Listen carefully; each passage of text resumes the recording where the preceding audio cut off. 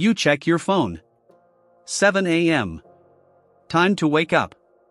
Your calendar is full, your schedule packed with meetings measured in 30-minute blocks, your fitness tracker counting steps in precise increments.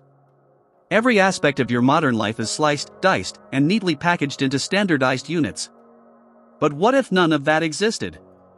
For roughly 300,000 years, the human experience was governed by entirely different rhythms and metrics.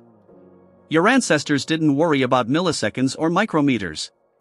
They measured the world not by abstract numbers on a screen, but by the undeniable realities of their bodies and their environment. This wasn't a choice, it was survival. The earliest units of measurement were simply extensions of you, your limbs, your natural world. How far was the next waterhole? How much meat could one person carry? How long would a journey take? These questions demanded answers, but the answers weren't found in a laboratory. They were found in your palm, your foot, the stretch of your arms, or the natural objects around you. Have you ever considered the pure ingenuity in that simplicity? So let's journey back. Let's uncover some of the most fascinating, and frankly, weird, measurements that shaped human history and allowed your ancestors to thrive. The first, and perhaps most famous, is the cubit. You might know it from ancient Egyptian pyramids or biblical texts. A cubit was simply the length from your elbow to the tip of your middle finger. Think about it, a universally accessible, always-on measuring stick carried by every single person. Ancient Egyptians, for instance, famously standardized their royal cubit, even going so far as to carve a master cubit out of black granite, which was then used to create copies for builders and overseers. This standardization allowed for the monumental architecture we still marvel at today, demonstrating how early societies scaled up personal measurements for vast projects. But the original concept was always deeply personal, deeply human. Then there was the palm, or handbreadth.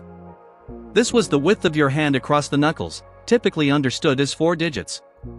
Ancient cultures, from Mesopotamia to Egypt, used it for smaller scales than the cubit, perhaps for weaving textiles or designing pottery.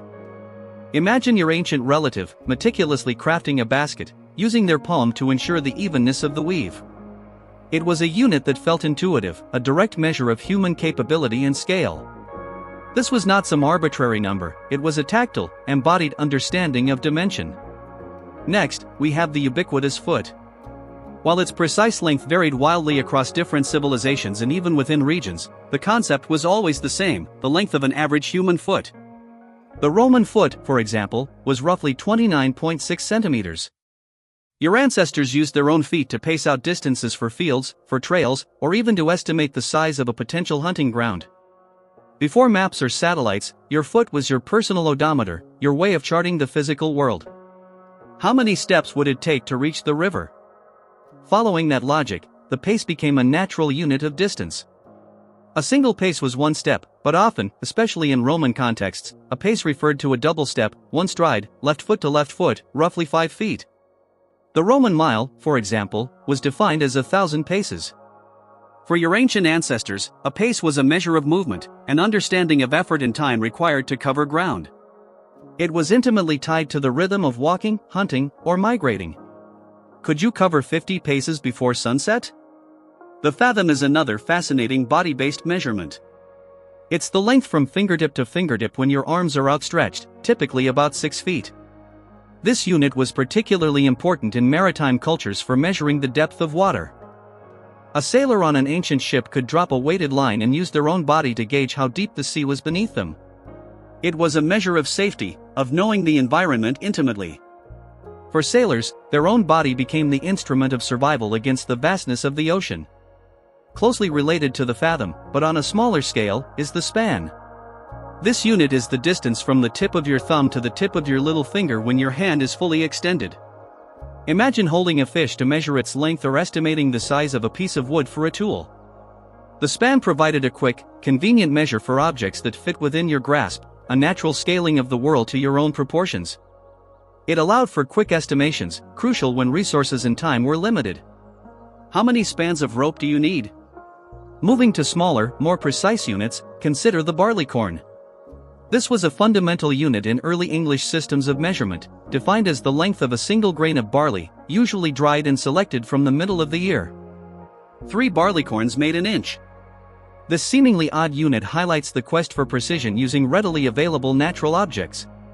It was even used as the basis for shoe sizes, with a single shoe size representing 1/3 of an inch, or 1 barleycorn. Your ancestors understood that even small differences could matter, especially when crafting tools or sharing resources precisely. Then we have the rod, also known as a perch or a pole. This was a common unit for measuring land, roughly 16.5 feet long. Its origin is debated, but one popular theory suggests it was the total length of the left feet of 16 men lined up heel to toe as they left church on a Sunday. While perhaps apocryphal, this story captures the spirit of community and practicality in ancient measurement. A rod was a practical measure for a plot of land, for setting out fields, or for village planning. It connected individual feet to collective land ownership. Let's shift from length to volume with the omer. This was an ancient Hebrew measure of dry goods, roughly 2.2 liters, often specified as the amount of manna gathered by each person per day in the biblical narrative. It was essentially a daily ration. The concept of the omer reflects a direct, existential link between measurement and survival. It wasn't about abstract quantities, it was about how much food was needed to keep a person alive, day after day. It was a measurement of sustenance. James Suzman, in his work Affluence Without Abundance, highlights how many hunter-gatherer societies focused on meeting immediate needs rather than accumulating surplus, and a unit like the omer embodies that direct link to daily provision. For weight, consider the carat. Today, you know it as a unit for diamonds, but its origin is far more organic. The carat was originally the weight of a carob seed. These seeds were known for their remarkably uniform weight and size, making them a natural standard for weighing precious items like gold, silver, and gemstones. Before precision scales, your ancestors found precision in nature. The carob seed was a tiny, natural testament to the human desire for fairness and accuracy in trade. It transformed a common seed into a globally recognized unit of value. Similarly, the grain was an ancient unit of weight. Defined as the weight of a single grain of wheat or barley, it became the smallest unit in many traditional weight systems. From apothecaries measuring medicines to jewelers weighing precious metals, the grain provided a minute, yet essential, standard. It was a testament to the fact that even the smallest quantities had significance, whether for healing a sick child or ensuring a fair exchange in trade. Your ancestors saw value in the minuscule, finding consistent standards in the very food that sustained them. Finally, perhaps the most experiential measurement of all, the day's journey or day's march. This wasn't a fixed distance, but rather how far a person or group could travel in a single day, considering terrain, weather, and the physical condition of the travelers. Anthropologist Richard Lee, in his studies of the Yikung San, found that their understanding of distance was often intrinsically linked to the time and effort required to traverse it. A day's journey to a water source or a hunting ground was a holistic calculation of distance, time, and energy.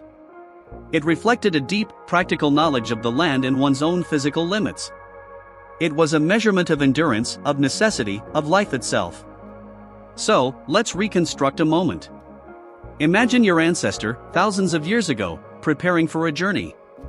They're not checking Google Maps. They're estimating the journey to the next hunting ground in 3 days' marches. They're discussing the size of a potential catch in spans and palms with their kin around the fire. They might be using a cubit to plan the expansion of a shelter. Each measurement is not abstract, but rooted in their body, their community, and their immediate survival. This counterintuitive truth is powerful. The seemingly primitive nature of these measurements wasn't a sign of ignorance. It was a profound, intuitive, and highly practical form of intelligence. For everyday tasks, for building, for trading, for surviving, these body-based and natural measurements were perfectly adequate. They solved the most pressing problems of ancient life with elegant simplicity. As historian Witold Kula explored in his work Measures and Men, the evolution of measurement is deeply tied to social and economic needs. These weird measurements weren't arbitrary, they were functional, accessible, and intrinsically human, perfectly suited for a world without universal rulers or digital scales. Today, your world runs on a grid of precise, abstract numbers. How many kilometers to work? How many gigabytes in your cloud storage? How many degrees Celsius outside?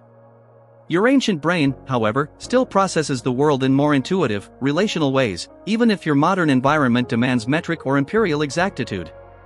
That innate sense of proportion, of distance as effort, of weight as substance, is still within you. The next time you glance at your phone for the precise minute, consider that for most of human history, the most reliable measure wasn't on a screen. It was etched into your very own hands, your feet, and the enduring rhythm of your world.